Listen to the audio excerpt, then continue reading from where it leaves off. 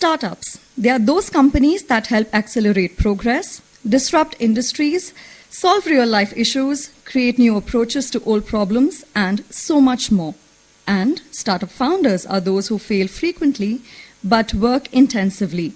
Those who aren't afraid to experiment and reinvent themselves and their products constantly, and those who are determined enough on the way to their dream and crazy enough to reach for the unreachable. We have with us such disruptors today to talk about their successes, failures, and how they have carved a niche for themselves in the market. Let's very warmly welcome Kashyap Reddy from HitWicket, Dr. Shravani Reddy from Soprav Healthcare, Ashwini Suman from Kara Infosystem Limited, and Pratibha Agarwal from Anahata Yoga Zone. And if you could start off with you talking about yourself and your company and how, you've come up to this juncture. So ever since I was a kid, I was very fascinated about designing games. So back when I was 10 years old, in my notebook, every page used to be a different game. I used to design these games, and I used to call the friends around me to come and play my game. Right? I was fascinated about what makes people play and have fun while playing a game. And this has been a motivation that has always stayed at the back of my mind. And right now I'm super fortunate to be a founder of a gaming company. And today our game HitWicket is the largest cricket strategy game in the world. We are the highest rated cricket game to be built out of India.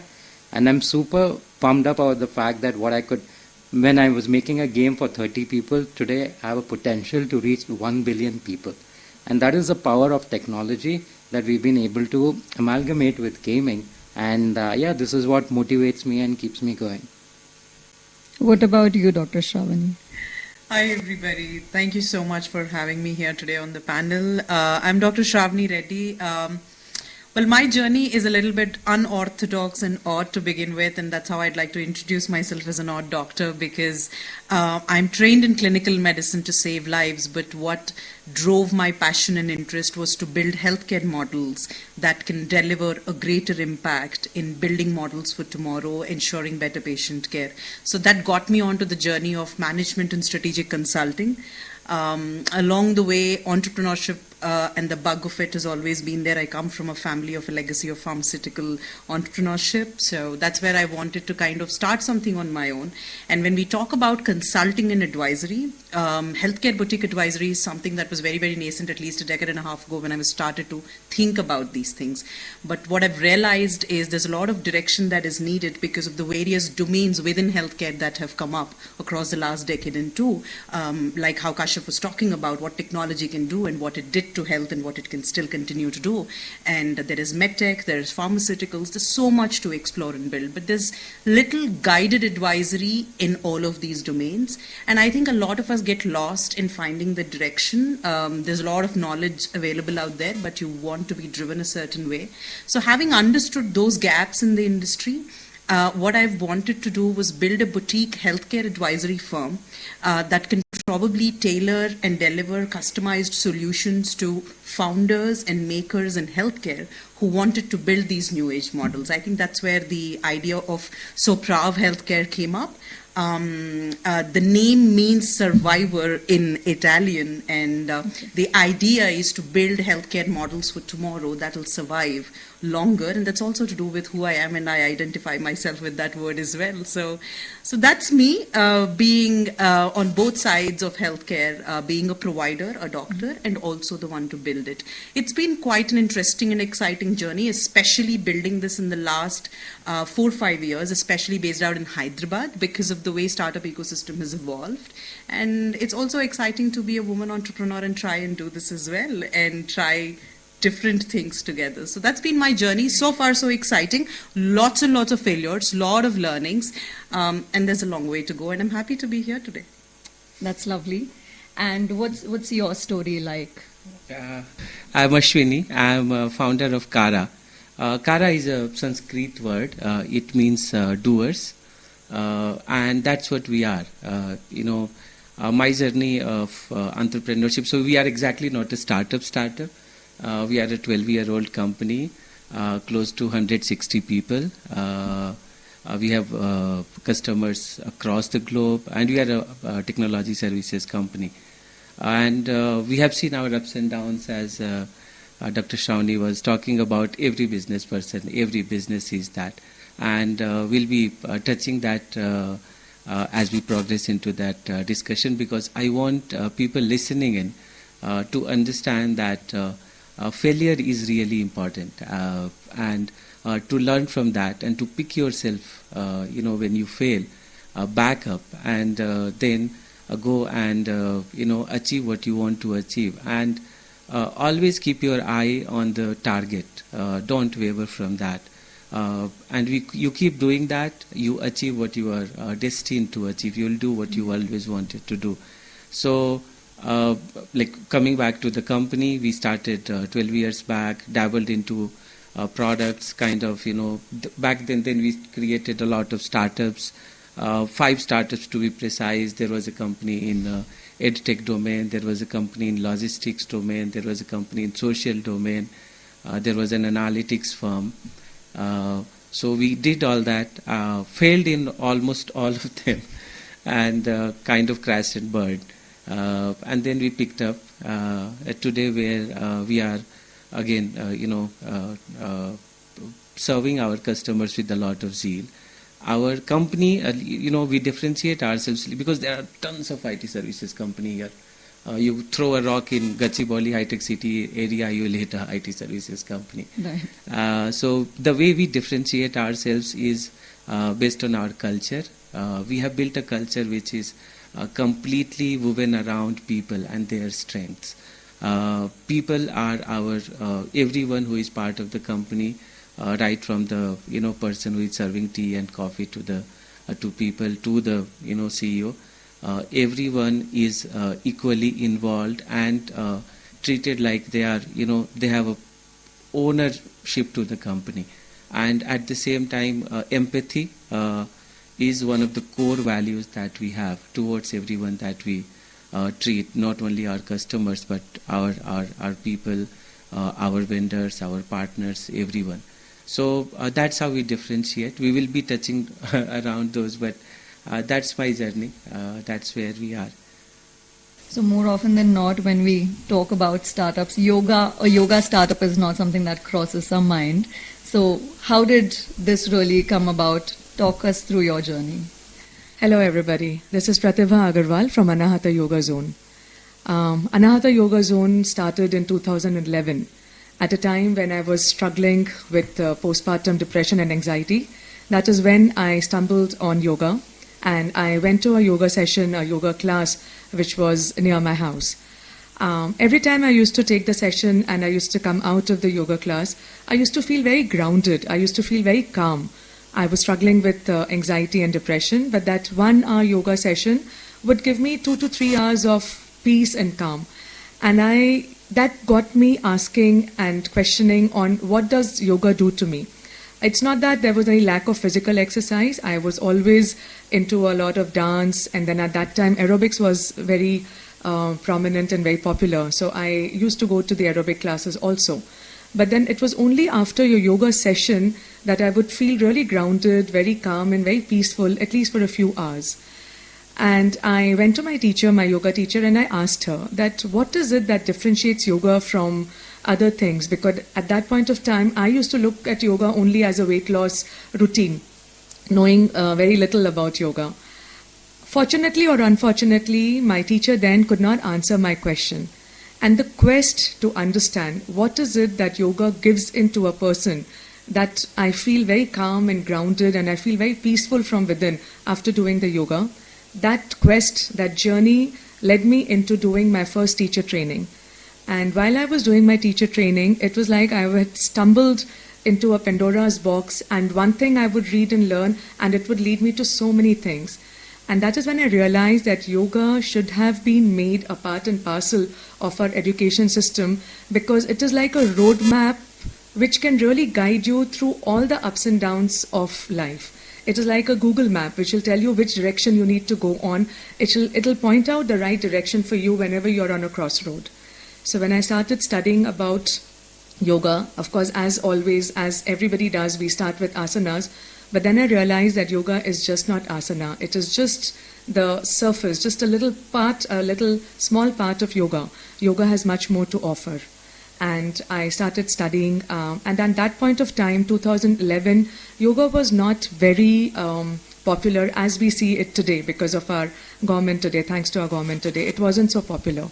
Whenever I would want to teach something to somebody in yoga, they would say, ma'am, why don't you teach us aerobics? Zumba was getting very popular. So corporates would approach me, but they would want a Zumba class. They would not want a yoga class because they would think yoga is so boring. It is something that you do when you grow up. So I could not really find much to learn in and around Hyderabad.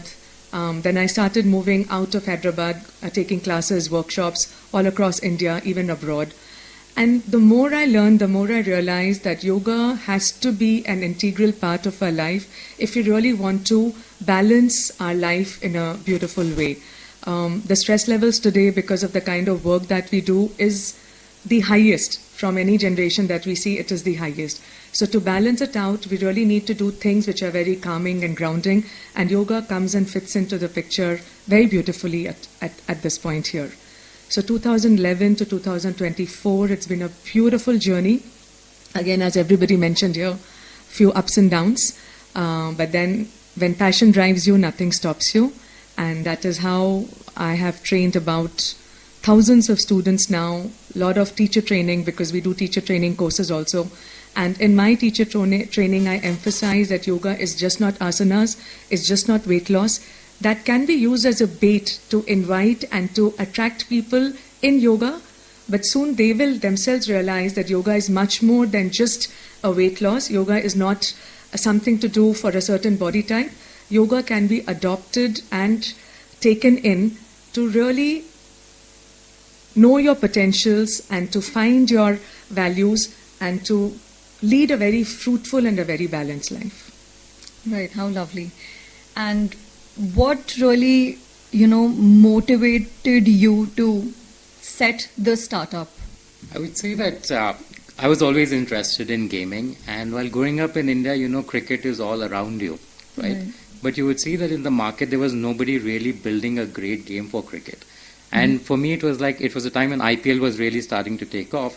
And I'm like, what if we were able to build a game for cricket in mobile gaming industry? Mobile gaming is today worth 1 lakh crore in terms of revenue globally on an annual basis. And I'm like, imagine if you were to marry a business like that with the user base of a cricket audience, right? Imagine what we could build by doing that. And that was the drive for me. It feels like a very large problem to solve and a very fun problem to solve as well. Right, so that's when I teamed up with my co-founder. She had just graduated from ISB. I pitched the idea of gaming. She was not into gaming. So what I was able to draw the picture of what is the potential of something like this. Imagine being able to bring a smile to 1 billion people. Right? What can be cooler than that? Imagine doing it at a global level across socio-economic divides. Right? That's what cricket does. And just leveraging that, you need to build a technology product. Right, so we started learning how to build games, and a lot of trials and error and all, and finally where we are right now, with all these ups and downs like all of you guys mentioned. And even when we talk about healthcare, it's a challenging field. So how did Soprav happen to you? Healthcare, I think, like many other industries, but so much more because it's my domain, has undergone some tremendous changes in the last couple of decades for two major reasons. One, definitely technology takes a big seat in how it differentiated everything, starting from preventive health to diagnostics to therapeutic management models, etc.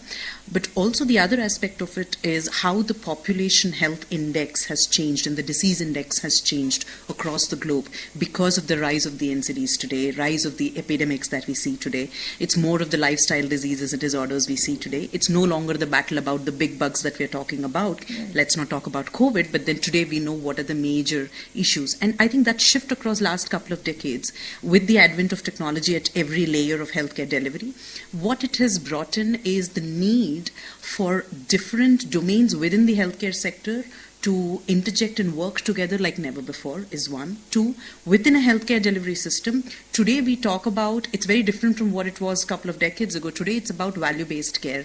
A patient today demands a certain kind of care today. Of course, the change has also come about because of the payer ecosystem change that has happened, the amount of insurance sector that has penetrated into the country, whatever percentage that is. So which meant that today's patient who we see is seeking a value-based care, a better quality of care. So the patient became the center of every healthcare model that you build, like rightly it should be. But to be able to cater to the kind of scale of masses that we have, like how Kashyap spoke about bringing a smile to 1 billion lives, but if you're trying to bring about good health to the same 1 billion lives, what does it mean? What does it take to be able to deliver the same exact kind of quality? Because we know the two biggest challenges are affordability and accessibility of healthcare. We talk about technology, while it makes a lot of those things possible, but to solution them to cater to this new generation of customers or patients we're talking about was unique. I think that's where health tech and med tech came into a bigger play. And then, of course, the entire concept about, I'm sure he would talk a lot more about data and analytics, that came in as a layer to healthcare as well. Today, the healthcare outcomes are defined. They're being measured. They're being accredited. They're being sought after, you know. And for that kind of analytical, outcome-driven healthcare models to be built, meant that it needed direction, understanding, expertise, advisory, not across one function or domain, but from every aspect of this. And I think that's where the idea of Suprav came about. This was my journey also, stumbling upon all of these things, both being a provider and also a patient and a customer a lot of those times out there in the community, you know, for the challenges that I would have seen as a patient as well for my family, but also as a provider, where is it challenging me when I want to deliver that care to a patient? I think that's where the idea of Suprav came about, that, you know, you want to bring these things together and create solutions that can help. And I'm very, very passionate about technology, and health tech is something that I've spent most of my time in the health tech space. And I know what it can do, especially for the scale that is possible and for the precision that is possible through technology. That's where I thought, you know, creating a boutique advisory and that path for somebody who wants to do this and connect those dots for people who are trying to build those newer models, because we've not built them before. You see, we cannot use the solutions that were created before to build a newer model for tomorrow. You know, we'll have to bring together newer solutions, newer ideas, which means we learn along the way. I think that's where a consulting or an advisory service comes to help.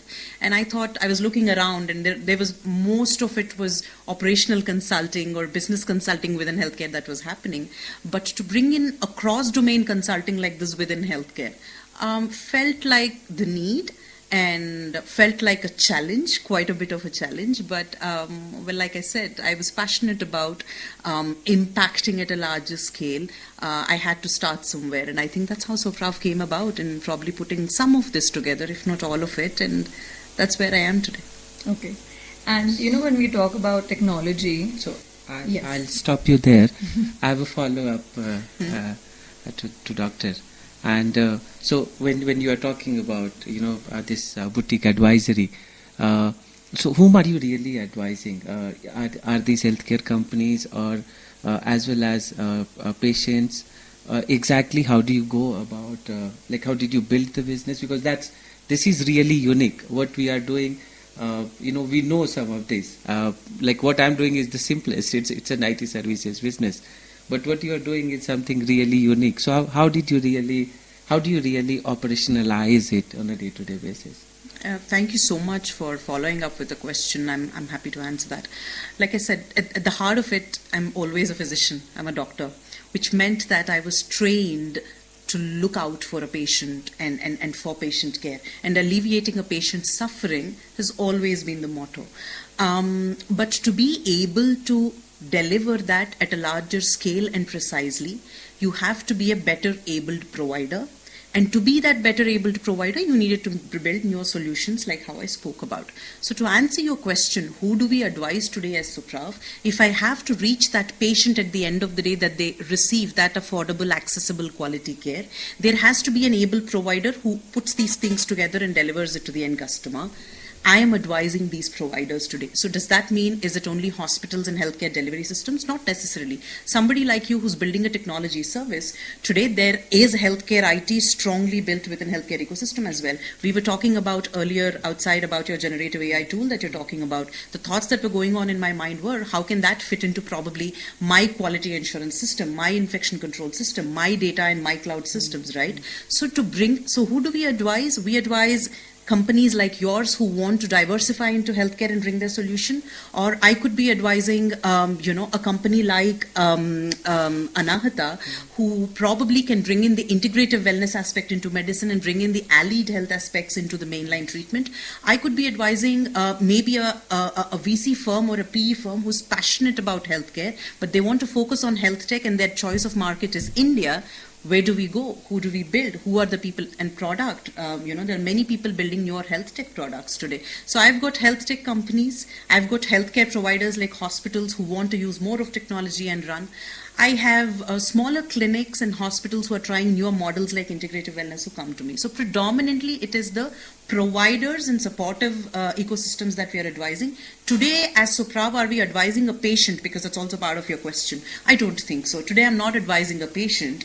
But when we work with a product company, when we work with a health tech company, at the end of the day, we are talking about a product that they're delivering, which means that we are working with the end customer at the end of the day. But today, I'm working with the providers aspect of it, or the builders ecosystem, and not necessarily the patient. But yes, who is the customer that Suprav is serving? Definitely it is serving in the long run and indirectly the patient, which will always continue to be my motto because, like I said, I'll continue to be a doctor. Right. Yeah. And when we talk about the IT services sector, it's a humongous sector, and that is a sector that's probably seen the most number of startups come from India. So, and you spoke about the challenges that you faced with 5 companies before you started Kara. So, talk us through what motivated you, because of course, while it is challenging, it is also something that is the most spoken about in terms of having startups from that industry. Yeah, so it was easy to start with. It was quite an easy journey. We started with a customer. So I was in sales. I found a customer, and I don't have my start was not fascinating. Actually, the middle is fascinating. I started simply. I wanted to make a lot of money, as simple as that. And you can only do that when you start a business. So that had to happen after I graduated out of my MBA college. So business had to start. Now, what do you do? What are you good in? So I was good in sales. I come from a non-tech background. Mm-hmm. I got somebody where there was a business, and then I brought a couple of people who could do that delivery for us. Built the first enterprise. That company was called Ascendia Technology. And the first customer, and we were profitable from day zero, without zero investment. That is how the model was built. Amazing journey. For 5 years, we were doing really well. In that process, created Kara, which is my second company. And Kara started with more of a business and advisory firm, and technology services were being done by Ascendia. At the same time, we were serving some of the large enterprises in Kara like Microsoft, where we were doing a lot of sales advisory work. And then as the journey was growing, and I have an amazing bunch of friends who are really always, most of them are always smarter than me. So the idea was that if I can do this, and if this group of people, they come together, what can we achieve? We can, reach for the stars. So we started building other businesses, started creating startups in other areas. There was a startup where we wanted to challenge Facebook. We called it Bragit. It's a story for some other day. But all of these startups were bootstrapped because we were making good profit from the services business that we were doing. So we decided that we will bootstrap all these startups, and we'll start from there. So there was that, and all a lot of friends came together, close to 10, 12 of us who studied together, or somewhere we worked together. We came together, And then we started creating these product companies like you have created. And there was a logistics company in which we went and we raised, it was an amazing idea. I had my co-founder and the CEO of that company. So every company had a CEO of their own, so that we would have a proper leadership. So this friend is an amazing, like probably in any room he can be one of the smartest people. So he was leading that firm. We ended up raising capital from Adani Group. There were a couple of investors from Hyderabad. But somehow we could not manage the business properly. We went into, we were a technology company, but we went into proper logistics, trucking side of it. Burnt it, could not scale it properly. Similarly, there were three other startups. We really could not grow those. Now, when you are doing the products and at the same time services, and services was feeding that, it created an impact on the services business, where this, our focus got deviated from services to product, and there we lost interest in services, and that created a huge impact. And when we started losing money, another advice I have for fellow startup founders or somebody who is starting: if you fail, you should fail fast. Don't fail slow. We failed really slow. We were so slow that we kept incurring loss, and we kept thinking that we can turn it around products. It took almost 10 months for us to realize that let's wrap all this up, let's focus on services. By the time we had just one billable resource, we were close to, like, from a team of around 180, 190 people, we came down to just 8 to 9 people. And then we had a lot of, you get into debt because of that. You have a lot of challenges. But then we again went back to services, which we understand slightly better. Started going back to the same old customers, showing them our intent, built the business brick by brick. That happened because of, and where I see every startup founder, they need that support system around them. I have an amazing support system around me. People who didn't allow me to fail. They are my friends. They are like my extended family. All of these people, they were like, no matter what, this company cannot fail. And they did. My employees, there was a time that we could not pay salary for even 2 to 3 months, and people stood by us. They are today. They are still part of the company. They stayed with us. So you are alone. You can't do anything. But you have to keep doing what you have to do. You have to show the intent so that people believe in you, that you can pull through. And people believed in me. Thankfully, they supported us. We pulled through. Now we are here. Now what we are really doing is what we always wanted to do, is to bring intervention where we really can help businesses, and when we can really matter what we are doing, it matters to what you are doing, right? Similarly, what we are doing for our customers, it really matters. We are helping companies like AB InBev, which is Budweiser Group, in their data and analytics and generative AI journey. We help Microsoft. We are a partner and a vendor to them. In our, we have at least 7 to 8 Fortune 50 companies whom we are serving right now. We are serving a lot of startups. We are serving a company which is building an amazing product for autistic kids, and we are extremely proud to be associated with them.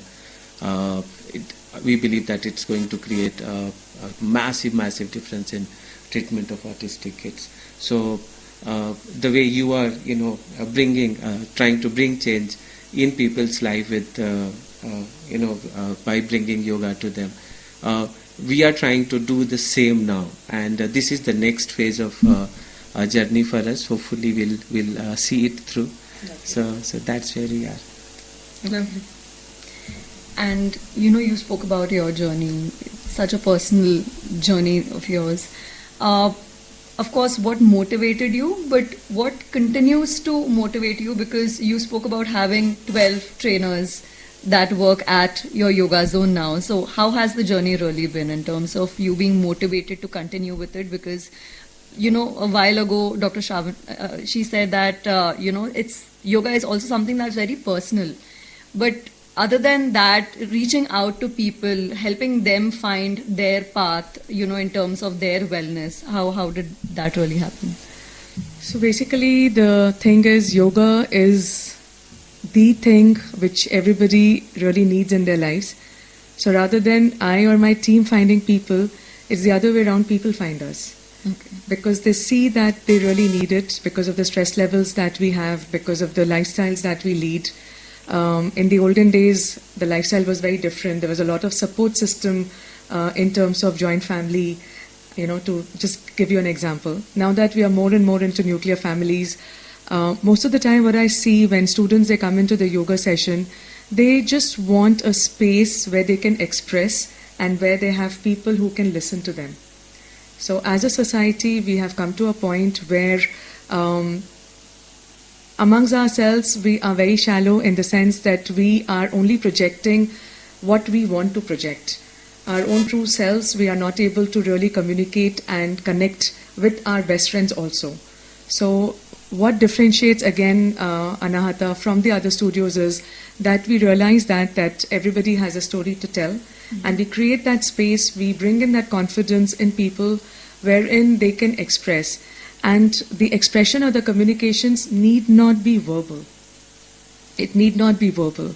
Just the presence of the instructor who is ready to kind of give you a supportive glance is very reassuring many a times for the students. So the students come in and we give them the flexibility, and our place is not, the yoga zone is not directed to weight loss that, okay, you have to come and you have to do so many number of rounds. You just have the space, you come in and you do as much as you can. The teacher is there leading you, guiding you. So basically it is working out with your body, but along with that, what is really happening is they kind of de-stress in a very, very deeper level.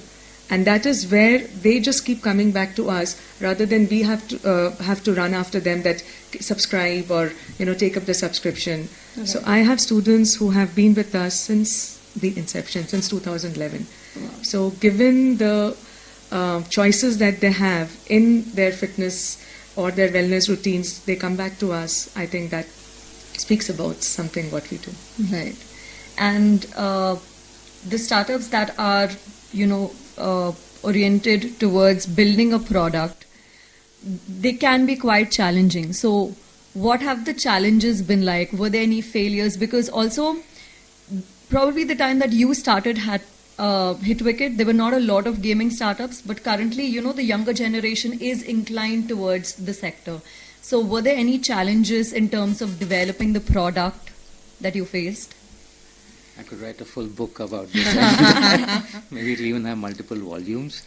But yeah, building a product is super challenging. Technology products, and we would have heard about like 10, 20 great products that you would be using on a daily basis. For every success, there are probably about 1,000 failures. You would not even hear about them. Correct. Right? And building a product, there's so many moving parts, right? Is there a market? How do you build this? How do you analyze if somebody did this? Why did they do it? Trying to understand these things. It's a very long drawn grindy process where every step is fraught with challenges.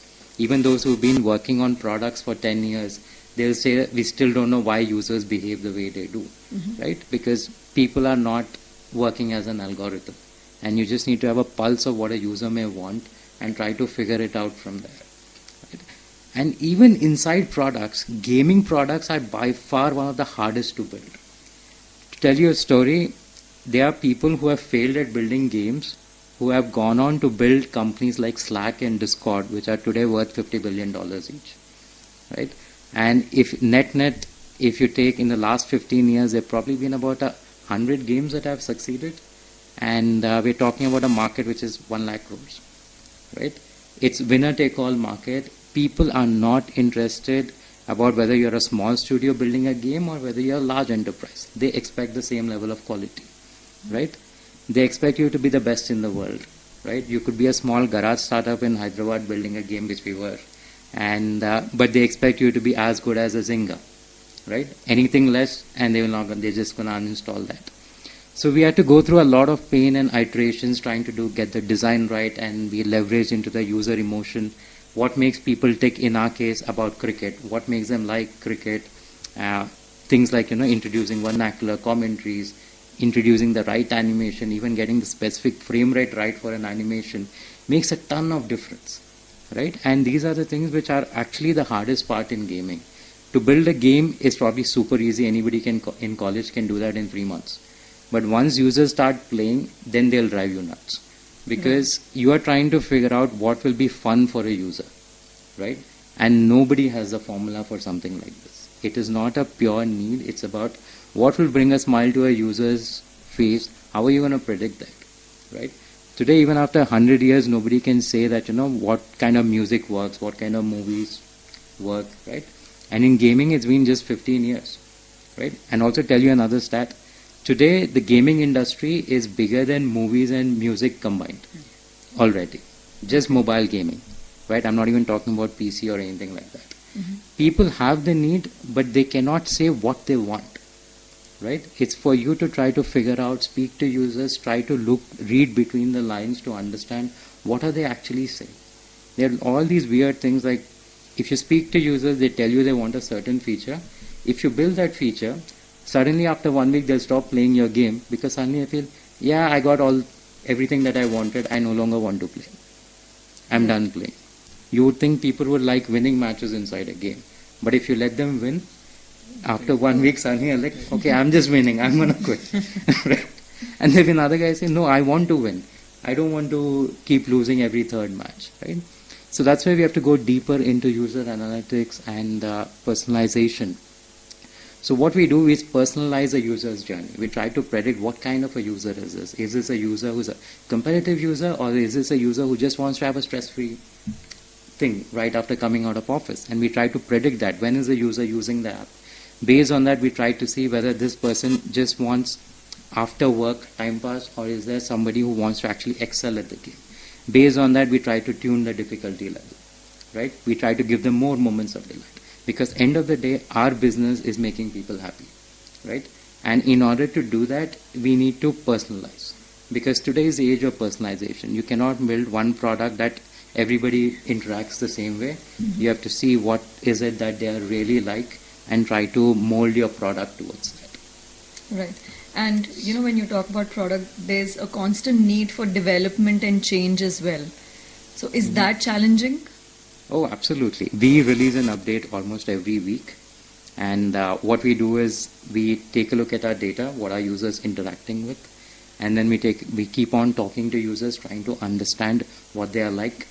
And particularly in a game like ours, we have like a crazy diversity of users. More than 30% of our users are above the age of 35. Right? We have 60-year-olds who play our game. We have 10-year-olds who play our game. 20% of our users are women, which is the highest for any sports game. And then half our users are from outside India. 30% are from tier 3 and lower markets. One of a user I was talking to, he drives a train. It took me a while to figure out what did he just. I asked him, what do you do? And like, I drive a train. Like, you drive a train? Train? Yes, I drive a train. I'm a locomotive driver. Wow. And then another user I spoke to, he's a VP of engineering. Right? Look at the diversity of audience. Now you got to build a product that's appealing to both of them, right? And that's why it gets very challenging. What do we prioritize? What would this person like? What will Ramesh, the train driver from Coimbatore, like? And how is Anand, the VP of engineering? What will he like? How do we find a nice middle ground so that both of them are happy? Or how do we personalize so that everybody has a great experience? So that's why gaming is super challenging, because it has art, it has design, it has sound engineering, it has data analytics, it has product, technology, everything. And that's kind of what actually motivates us to do this, because it's hard, right? If it was easier than this, we would have probably quit. But because it's so hard, it feels so motivating that, hey, we want to crack this.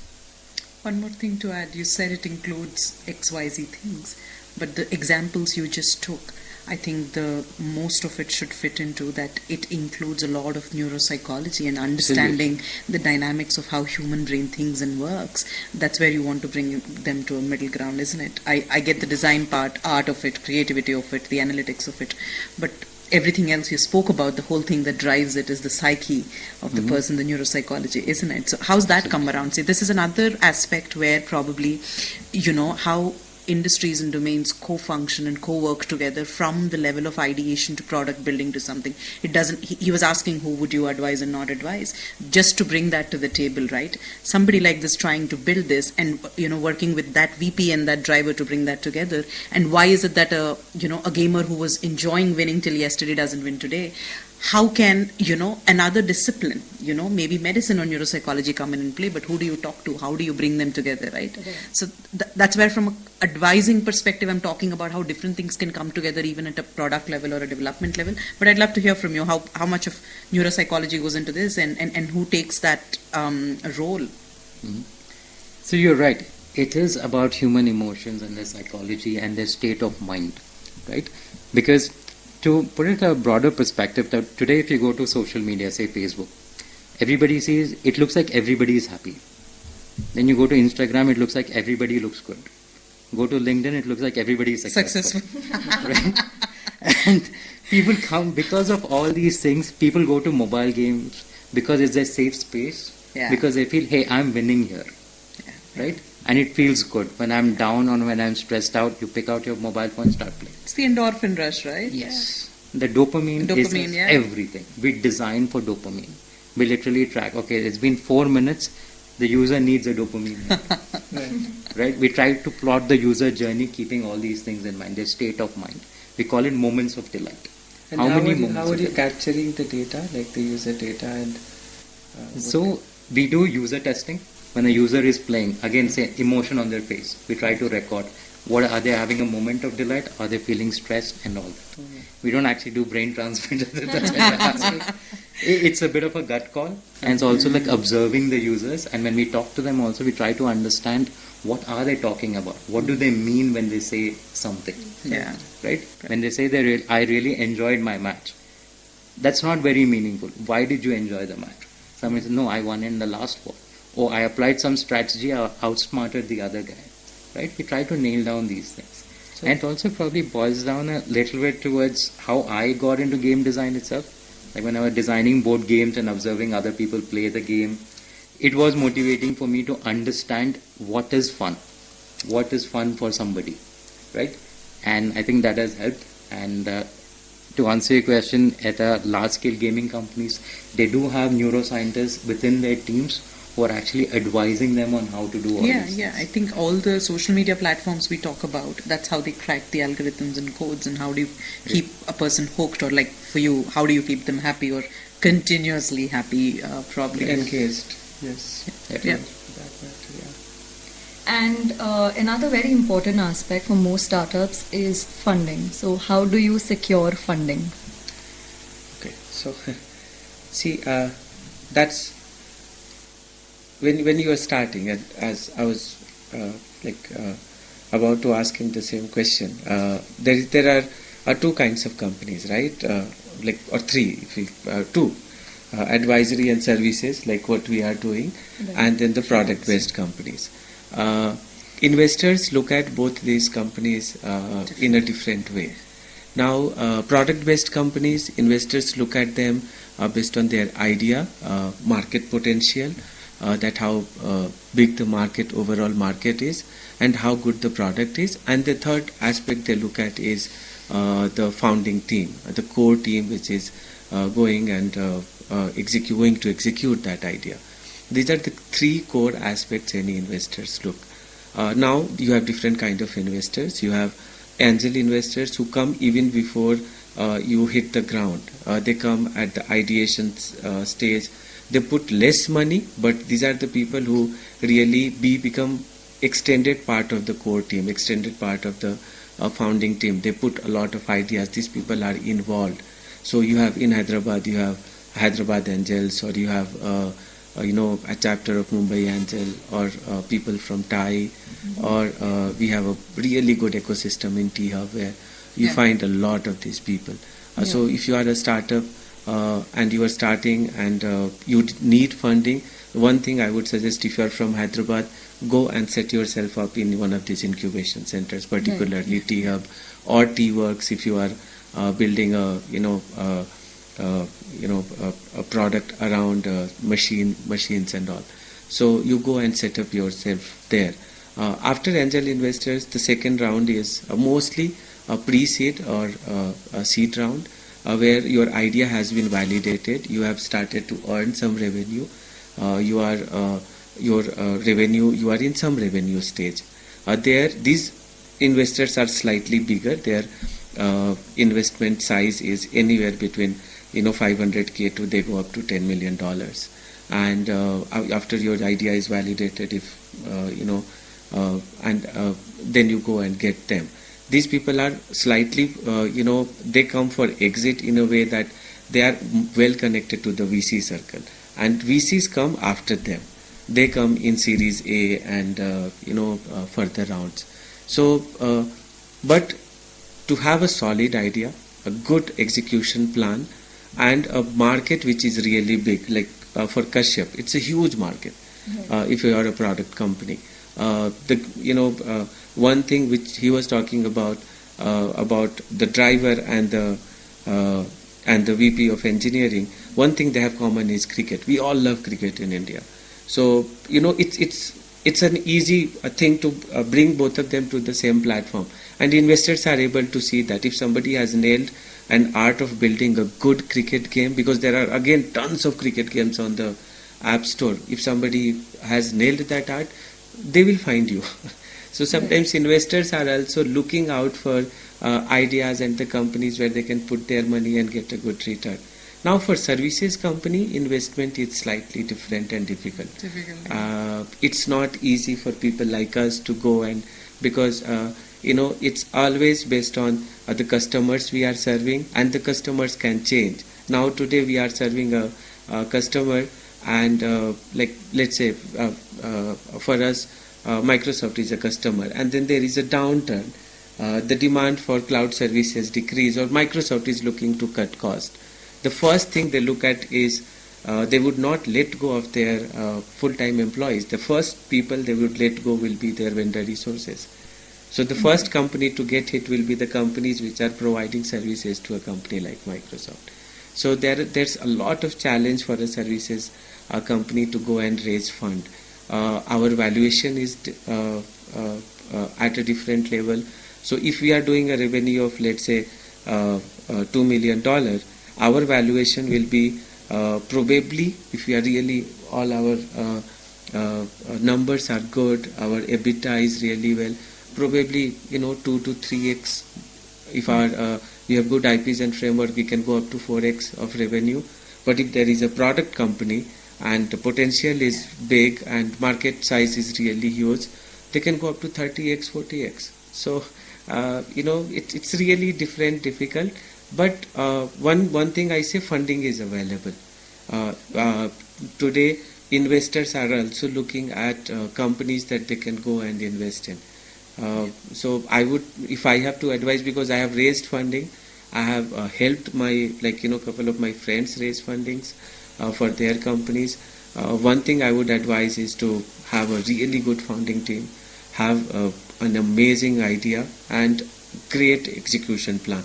If you have that, and if you can keep executing that and showing that to the investors and investment community, they will chase you. They will come to you. One thing I'd like, a couple of things to add to that is today I think one basic statement, one of the areas we work with as part of our services for Soprav is also funding and investments for healthcare companies. And there are a lot of people out there who say we need investment, we need funding, right? A lot of times across the boardroom, one thing I say commonly, and we all agree, is raising capital is the easiest thing in the world. There are many ways to raise it. Like he rightly said, there are a lot of people out there trying to invest money. There are people like him who've already built things where, people can come to you and pick it up. Raising capital has many ways of doing it, and it can be done. The challenge comes with, especially, again, I speak from the healthcare perspective because those are the clients that I deal with, right?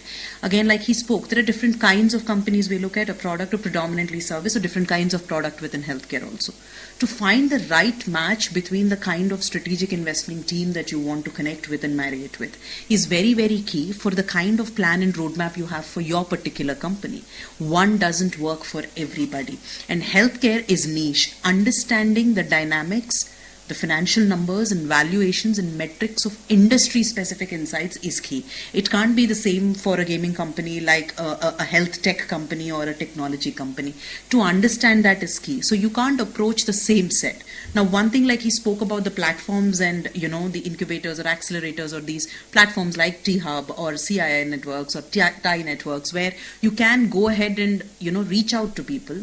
But it's also important to be guided to pick the right kind of investing groups, whoever they are, angels or VCs or PE firms, but who are strategic enough to understand your industry specific pattern and growth and who are willing to invest in that, because sometimes there are short-term goals that you want to hit and there are long-term visions also you want to hit. Now, if there's the mismatch there, you can still raise a capital, but that's not going to be an easy journey. So one thing that's very, very important for people who are just starting out, who don't understand much, not that we understand a lot, we've all learned along the journey, and like I said, right, made a lot of mistakes and failed a lot of times, is one is to know when to seek it, because it's there, it's available.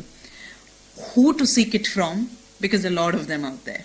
And then why to seek it also is a very, very important question, because the easiest thing to say is, I'm struggling with this in my services business. Let's bring in some funding and then just let's ramp it up, hire more people, or probably do things like that. And we know it doesn't work like that, right? So finding the right kind of strategic investors is also key, and not just finding investors. And healthcare especially, I say this because our numbers are different. Our margins are different. His margins would be different from an industry perspective. Even though we belong to service industry, his margins would be entirely different. A lot of time, one of the challenges I face with a lot of investors also is, hey, I've put in my other chunk into a tech company and a software company, and this is what we're doing. And then probably that's what you should continue to do, because healthcare is different. Oh, this is also tech. No. This is health tech. Each industry works differently.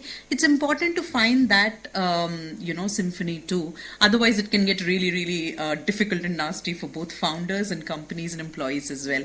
So all I'm saying is funding is possible, available. You just need the right kind of guidance, but know when to seek it, who to seek it from, and why to seek it also. And once you have those answers, raising capital is the easiest in the world. Probably this is going to be a very radical statement, but that's true, like he rightly said, and we all know. A lot of people out there who are willing to put in their money. So you have VC firms today. Yeah. They have their own targets, like the investment bankers and they VC pool firms. and give you. They have their target that they have to go find companies to invest. Yes, there are a lot of companies which are not getting investment. There is a struggle, but it's all about, as she said, find the right people who understand what you are doing. We faced that problem. We took money from a wrong investor. And an investor who was not right for our business. They didn't understand the business. Then we had an investor. One day we reached out to them that, sir, we have an exit available. Why don't we do this, and you will get your money, at least you'll get your money back. He said, Ashwini, the day I wrote that check, I write that investment off. I'm looking for you to grow. I'm not looking for an exit right now. And he lost that money because our company, really could not grow. But he was ready to take that challenge. And this person never came back to us. That what happened? Because he understood what we were doing and the risks which were underneath that. So absolutely agree with that. With you that it's really important. And again, why do you need the funding? Sometimes a lot of companies have raised funding just for the sake of raising funding, and then they create an amazing, beautiful office and a lot of things they're splurging money on, and suddenly that money is gone. And investors are, and that's where you see last 1.5 years the startup investment sector is also slightly slowed down because a lot of people raised money at the wrong time when they should not have raised, and put money at the wrong end of the spectrum. So yes, how do you see this in your so it is self-funded, and not too much challenging about, because we've not raised any funds or anything. The main challenge what I face, I think, which is also similar to all the other industries also, is mainly is attrition and like-minded people not coming in together. So if like-minded people don't come in together, then your whole focus and why you started and where you want to take it, that starts to dilute. Correct. So one way, I mean, when we had one studio and then we started growing into more number of studios, I realized I can't handhold all the studios. So ultimately the phase wherein if it was one studio and I was taking, say, certain sessions and I was interacting directly with the students, now that's not going to happen as I grow, because 10 to 12 instructors, they're going out. So it is very important that time and again you get all of them together and make sure that whatever your goal and focus is, it is similar to the other instructors also, because that is what they are also going to give it to the students. So my main problem is they having the same focus and the same goals, and then of course attrition. Right. So that also So Shruti, is. if I take your role here, and, Sure. I'm so sorry, but if I try to give the, just steer it in a different direction, there are two areas that I would like to touch upon. Is one attrition, and that brings talent. Like, for you to get right talent, for us to get right talent. How do you get the right talent, and what do you think about the availability of talent? And second will be something around scalability, scale. So see, we are starting up, we are small. So when you start growing, and you would have seen that a lot in your advisory roles, that when companies they start to grow, what kind of challenges?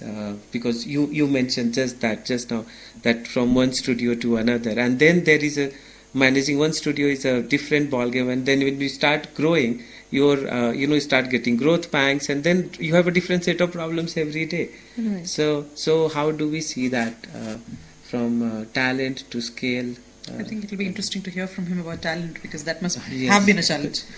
Yeah, it was a massive challenge. It still continues to be, particularly in a sector which is fairly nascent in India, right? You barely have game design schools in India. Yeah. Nobody can even actually say what is game design. Everyone thinks like designing UI is game design. It's not. It's a completely different beast. It's more into neuroscience actually, yes. Right? So it took a lot to start off, and it not just this, but even the sector itself. When we say gaming, right? Probably like very early on, about some 7-8 years back, there's not much of awareness about the industry itself.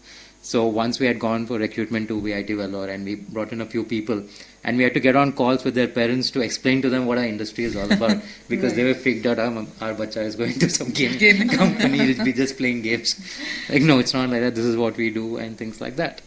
So we had to fight a lot of that, but thankfully now there's a lot more awareness. And what we've also realized is, also there have been a lot of gaming companies in India for a while. They were mainly maintaining games which are already built somewhere else, right? So they never saw the 0 to 1 journey. So even if somebody was like, say, 5-6 years experience, it was literally like the first 1 year they kept repeating it over and over again, instead of going very deep into the problem. And since we were trying to build a gaming product, we needed a different mindset altogether. So we were like, okay, we tried for a couple of years to recruit and try to make things work, and then we kind of just put up our hands, this is not working. So we literally went to campuses, just hired fresh, good engineers, look for the right attitude. Guys, we are going to train you, we're going to teach you all we know, and then we expect you to learn further beyond this, and let's start building from there.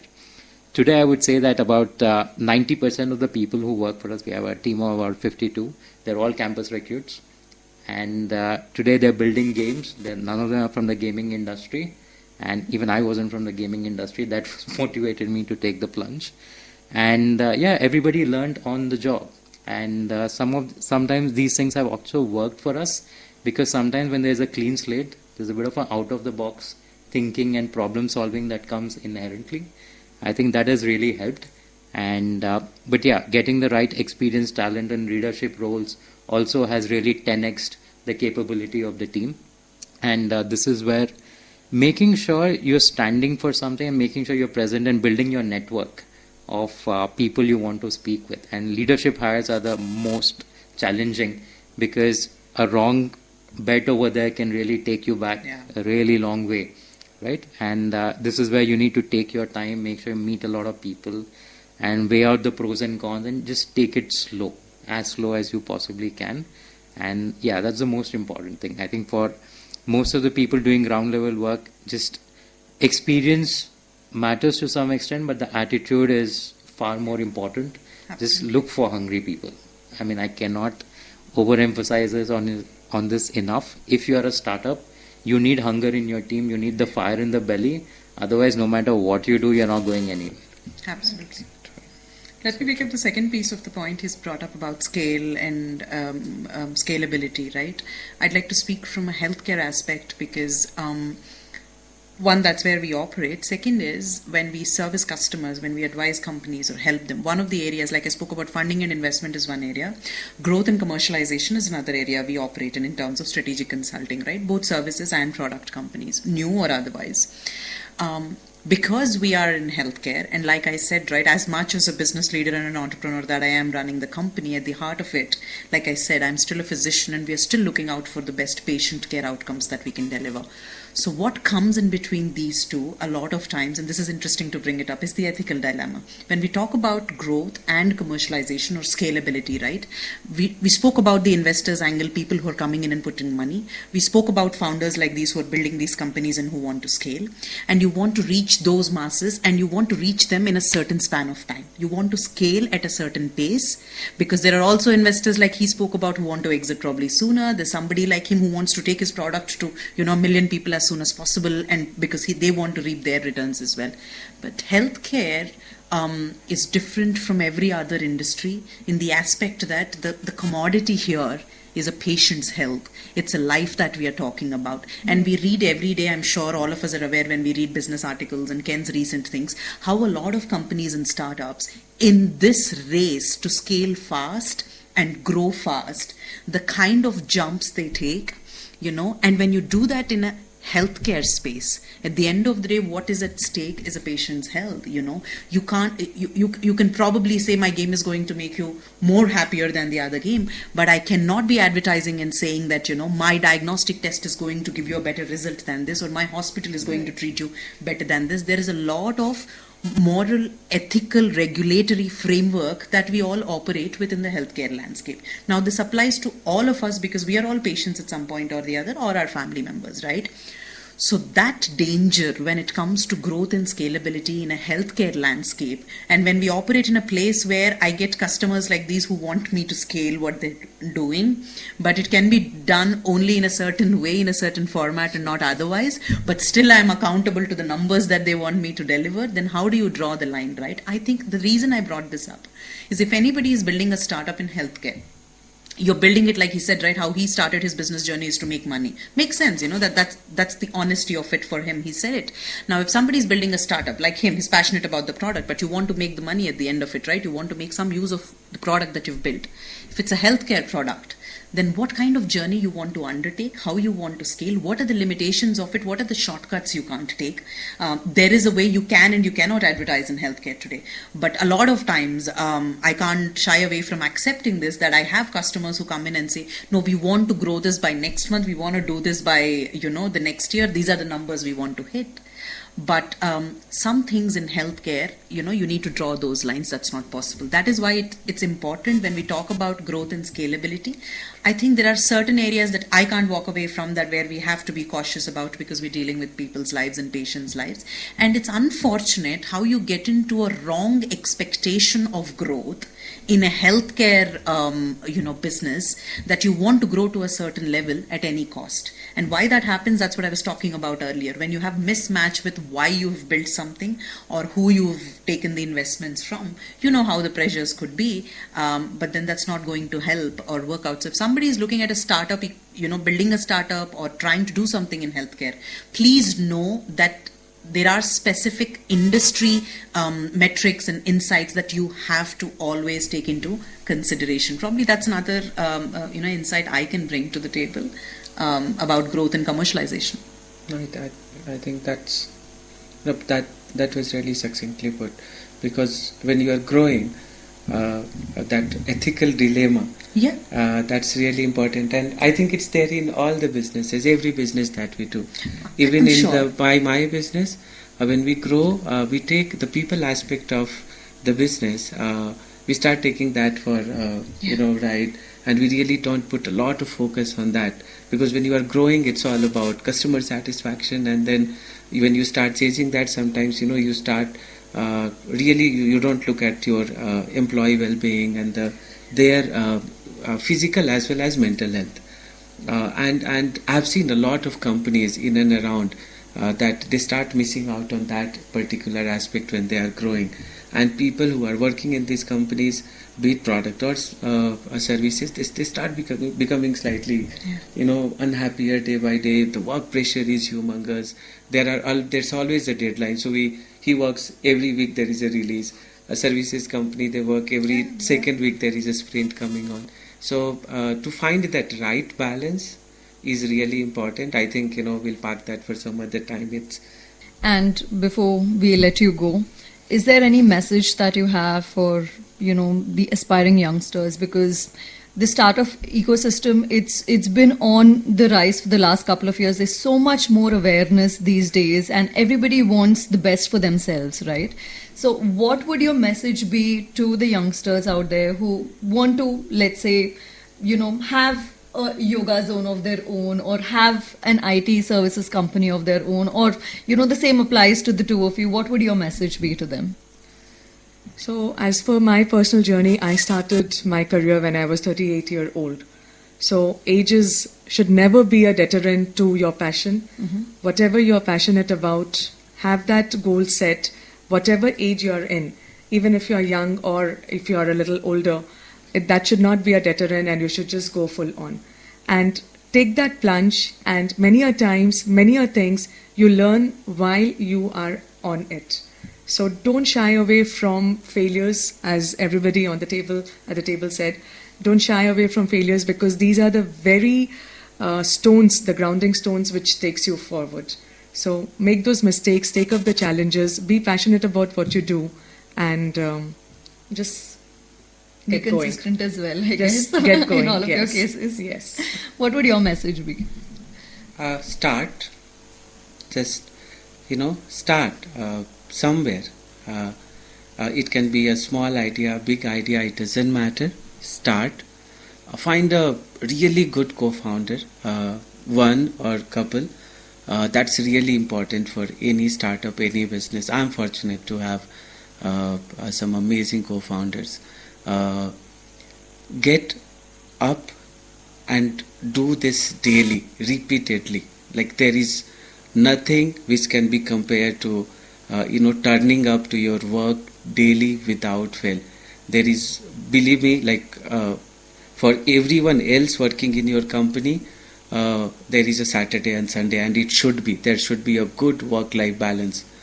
But for a startup founders, co-founders, please forget that for some time. Ask for forgiveness from your family, from your friends. Turn up to the work daily. There are no timelines which matters. You might be having a party, but there also think of it like you are working there. I'm here.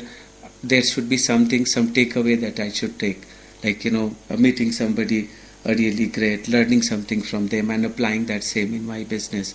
So every day, every moment that you live and breathe, please live and breathe your business. Please live and breathe your idea. I really like an adage. Somebody asked Guljar. He used to write every day. They were staying in his house, and they saw him that every day in a particular time span, he would just sit on his table and he would write. And they asked him that, Baba, is you writing daily? What do you write? Like, so much you are writing. Where are those writings going? Guljar said that, I'm a writer. That's what I do. I have to write. So you have to work. You just go to office. Even if no one is there, you might be alone. Do something productive every day. Grow your business every day. So that would be my advice to any aspiring startup founder. Just start, find good team, and build from there. Okay.